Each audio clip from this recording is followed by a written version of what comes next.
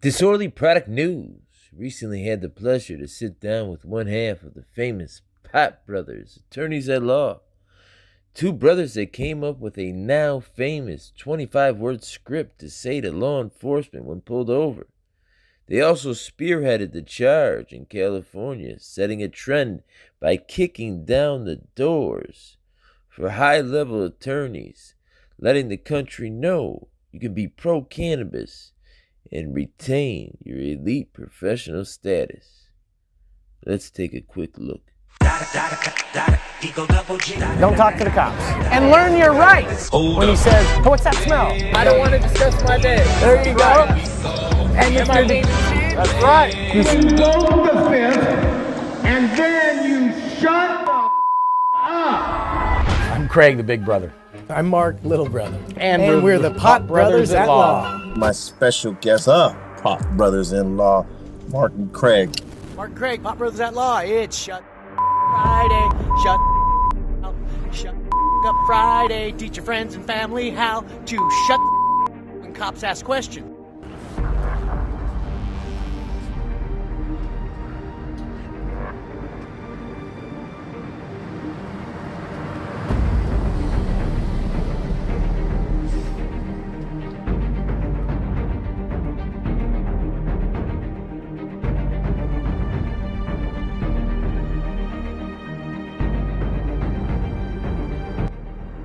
So the Disorderly Product News family, we have been tasked with spreading the message through YouTube. This is our medium. And these gentlemen, they fall right in line with our ideology. So we must make it our mission to spread this word from one corner of YouTube's globe to the next. Disorderly Product family, I have faith in you. This is President Reagan, the tyrant slayer, over and out. What's going on, guys? What's going on, guys? What's going on? Who's in here? Hit that like button. Hit that like button. I got one half of the famous Pot Brothers. They're attorneys out of California who have created a script on. Hey, Stephanie, they created a script on 25 words to say when you get pulled over. These guys are amazing. The sky is the limit. They have about 500,000 Instagram followers. I want to say 50 or 60,000 Facebook followers. I'm not sure how many YouTube they're lagging. So I said, look, come on in here. There he is, guys. There he is, guys. The famous Mark Wasserman, little brother, the big brother, one half of the Pot Brothers attorneys at law. They specialize in traffic. When you get pulled over, they are the go-to guys. They have, in fact, they've created a 25-word phrase in which, or a mantra in which you need to say in order to keep yourself out of trouble. They tell you if you say this, you're pretty much, they can take care of the rest. And they've gotten into marijuana law. Little brother Mark, how you doing, buddy?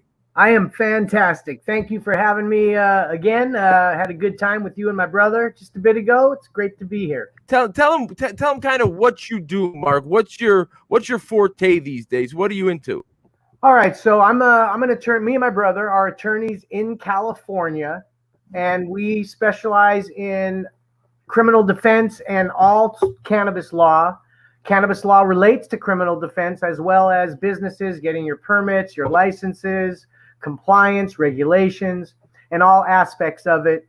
We handle everything inside and out in the cannabis space in California, and we've been doing so. I've been practicing for 24 years. My brother's been practicing for about 33 years, and we merged together about 5 years ago to form the Pot Brothers at Law, and that's what we're specializing in now. That's their channel right there. Go there and subscribe. I am telling you, it's everything that we talk about. They know it all. There's no more arguing back and forth about stop and identify states. Can they search the trunk if this is the situation? They are lawyers. They're legitimate lawyers. They passed the bar. There's 2 of them, and they're some of the best in the country. So no need to argue anymore. So if you guys have any questions for him, Mark he's an eccentric personality. He's made for YouTube. YouTube was created for somebody like Mark. It's all you need. He already got 500,000 YouTube or what was it? Instagram followers. Instagram's the mother lode for us. And I actually we have like 5 Instagram accounts. So, yeah, because we got shut down like 2 times from Instagram for telling people their rights. You're trying to silence attorneys, really? You know? Yeah. I mean, I did that overnight. Eventually, twice taken down, got it back, and then now ultimately, I think within the last 3 months, we got verified, got that stupid blue check, and you know. Oh, well, that's big time. So I like that, you know, when you reached out and getting us to more to the YouTube crowd, because we're really, once we found that we had this platform and we're, you know, people reach out to us from all over the country, and we just appreciate being able to get on platforms that to reach audiences we would not otherwise reach. You know, we've been on hip hop shows and the jazz shows and just everything, because this applies to everybody. They really are, and it's really just a couple of marketing things. It's really somebody opening the door for you. A guy by the name of San Joaquin Bailey Transparency opened the door for me, and he let me in and let me know the tricks of the trade, and you know, that's all it takes. Yeah. But Mark, tell them the 25-word mantra that you've come up with. You studied and you realized that people are getting pulled over, and probably 9 out of 10 times, if they would just STF you. Everything you say, I agree with. And, you know, it leads to the statement that 80-90% of drug arrests start with a traffic stop. And, you know, and cannabis, for crying out loud. So the 25 words, just to simply go through them first, because there's meaning behind everything we say and every phrase that we're talking about here. These 25 words: politely, calm, non-aggressive, yes, never reach, keep your hands on the steering wheel, make sure your license, insurance, and registration is like, you know, right here or right there every time you get in the car. Yeah. Anticipate, maybe I might get pulled over. Today might be the day I get pulled over. I don't know. Yeah. Who knows? So you got it. You're ready like that, and you're non-aggressive, and you're saying these words politely and calmly, and I'll rattle them off. And it's, why did you pull me over? I'm not discussing my day. Am I being detained or am I free to go? If detained, you say, I invoke the 5th, and then you simply hashtag STFU. STFU. Shut the fuck up. Don't say it. Shut up. What it's meant for is if you get arrested. Yeah. If you get your ass beat. If the cops illegally searched you, if the cops violated your rights, if they did all that, and you've done what we said, we're going to have a much easier time fighting the case, and we're going to remove a major crutch away from the cops.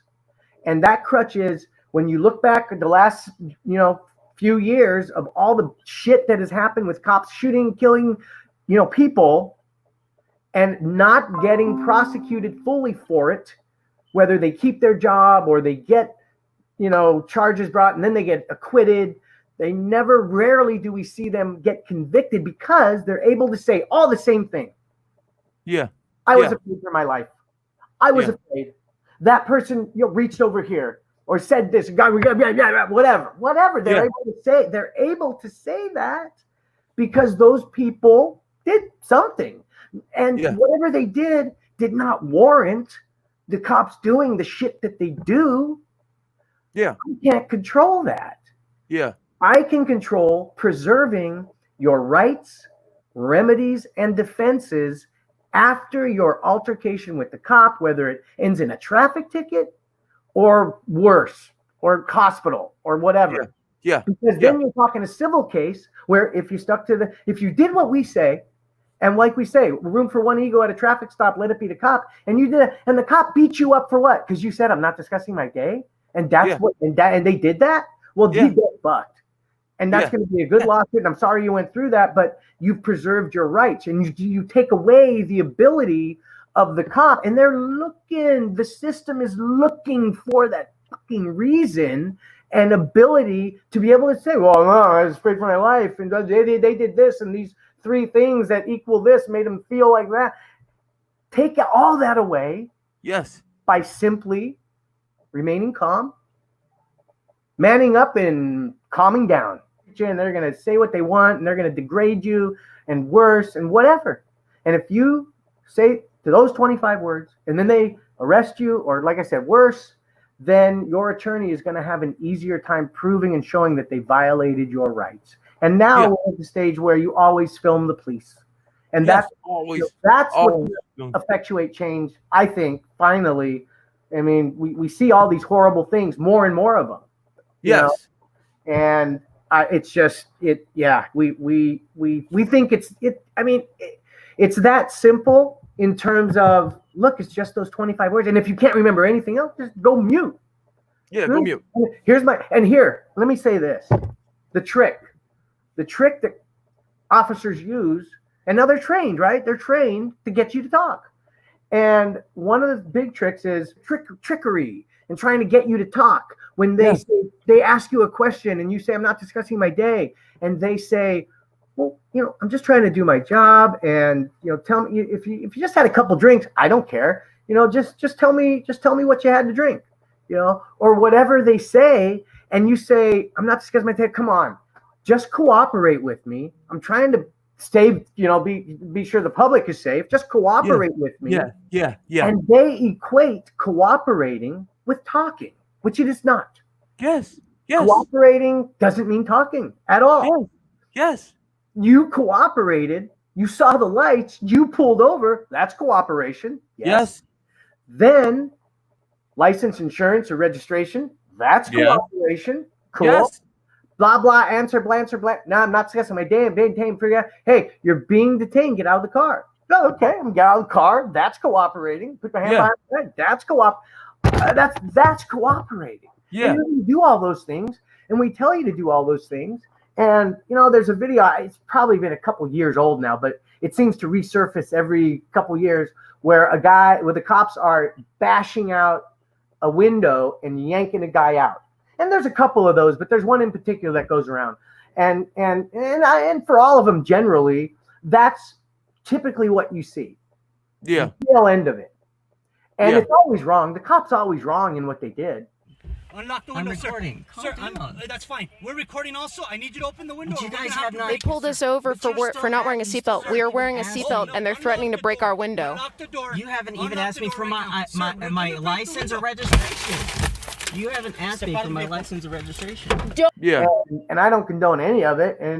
But I can't stop them from doing that. I can maybe stop that situation by getting people to do this. Because if these drivers would have done what we said, I don't think it would have ended like that. Because in this one particular case I'm referring to, they gets pulled over, and right away the guy was, why'd you pull me over? The cop was, give me your ID, and then I'll tell you. Well, you know what? The cop was wrong right there. At that moment, legally, hey, come on, why'd you pull me over? You got to tell me. Clock's going to start ticking. Give me the ticket. You got to tell me. And the cop didn't want, no, you give me that. So the argument started. And as we say, you're never going to win an argument with a cop at a traffic stop. Yeah. It ain't happening. They want to give you a red light ticket. They're going to give it to you. And you can say till you're blue in the face right there. You wait till you get to court 3 or 4 months later. Yes. Present your evidence. Yes. And that goes with any argument you want to make to the cop at that moment. Yeah. And so this driver, I know my rights. And you know what? And he was right. I don't fault that person. But what I want is from someone to hear me and then say, okay, well, good, but I know my right. And I'm willing to see if that cop wants to go that far. Yeah. And it's working under the ideology is you could beat the case, you cannot beat the ride. There are no sidewalk judges. That is not the venue for it. It's not your job. I don't have to prove anything to you, officer. It's the guy in the black robe seated up there that I got to prove it to. Right. And a lot of people don't know their law rights in this, and they're not supposed to. They didn't go to 8 years of law school. So if the cop is used to doing this 8 hours a day, 5 days a week for the past 20 years, he's played basketball 8 hours a day, 5 days a week for 20 years. You've stepped on the court maybe once, twice.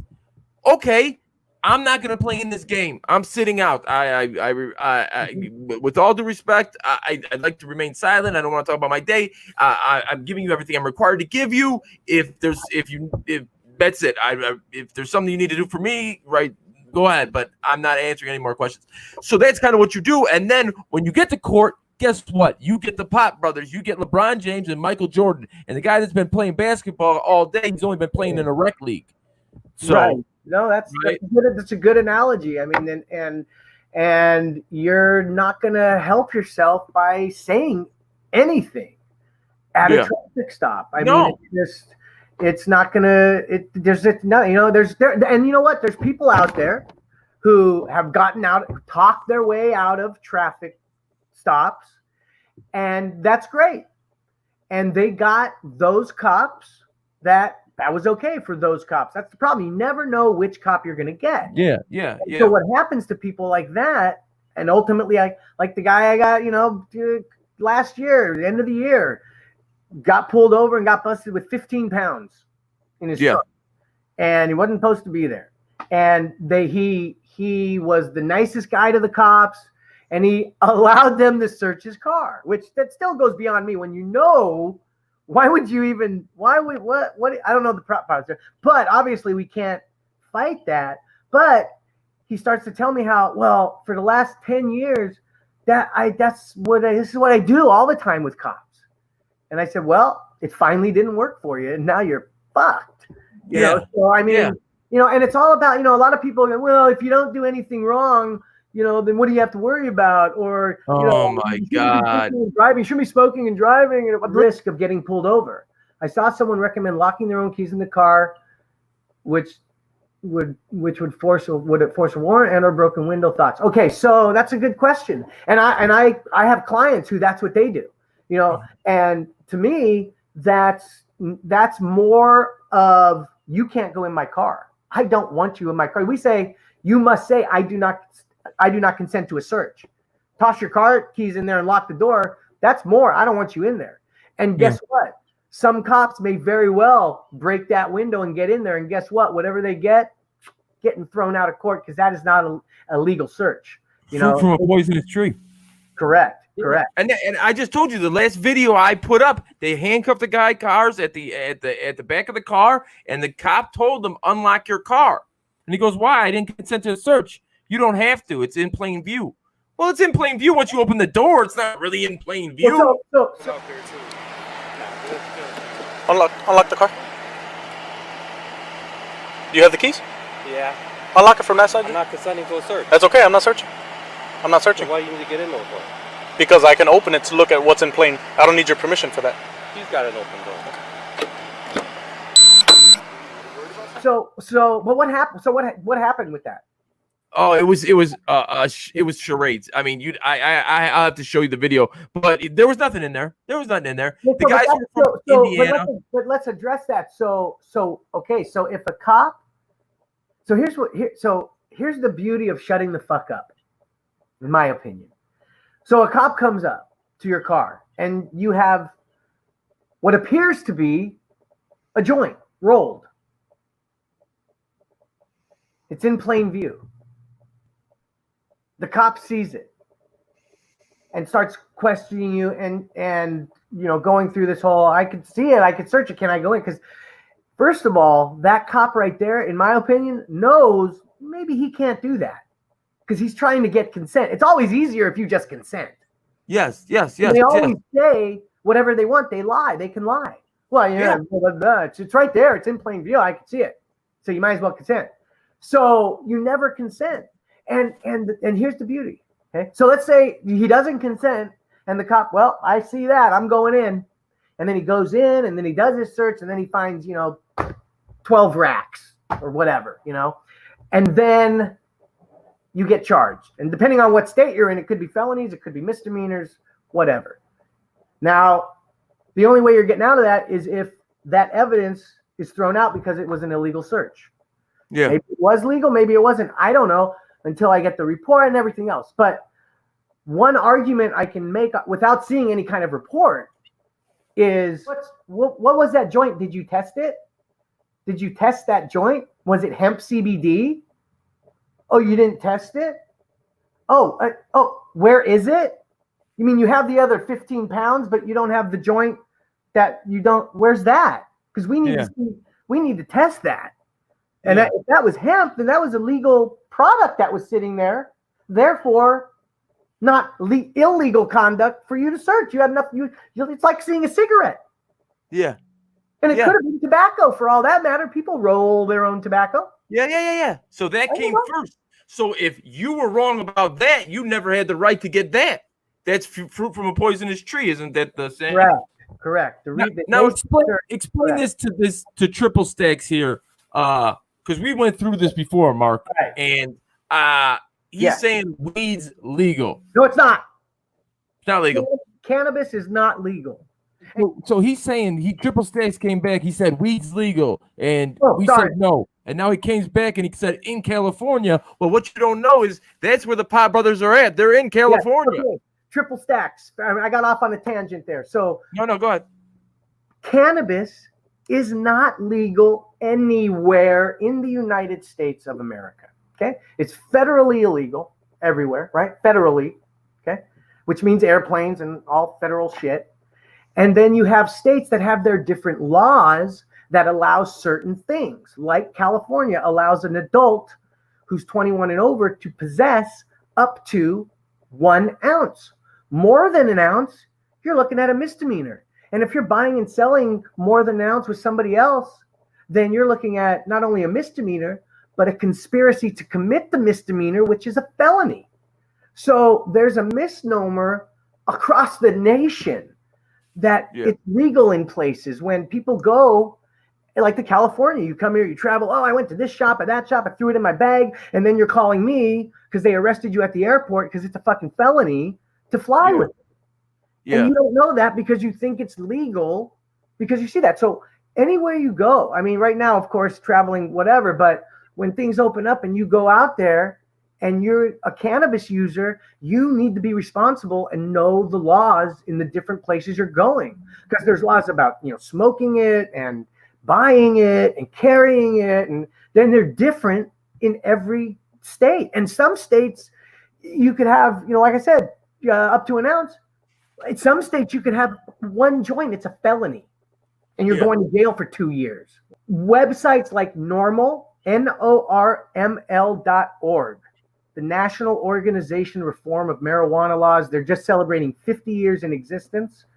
Their website is the best platform. You want to know your marijuana laws for your state, that's the one that has a drop-down menu for all of it.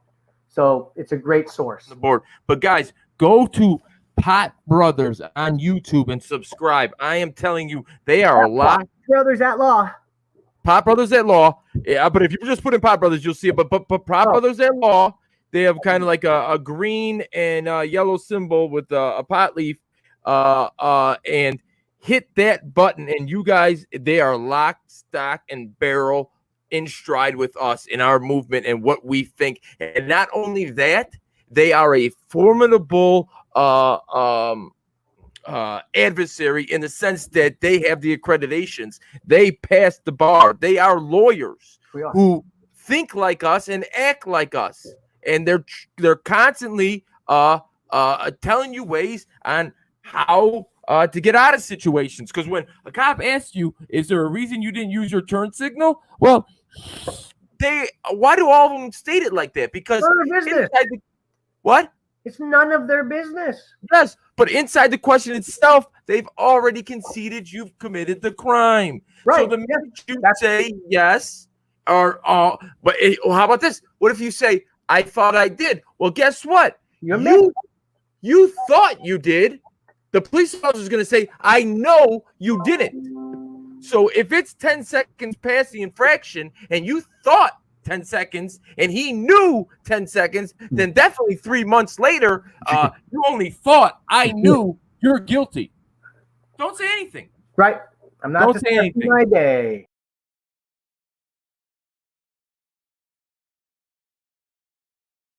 The dankest lawyers in the game are the Wassermans, better known in smoking circles as the Pot Brothers at Law.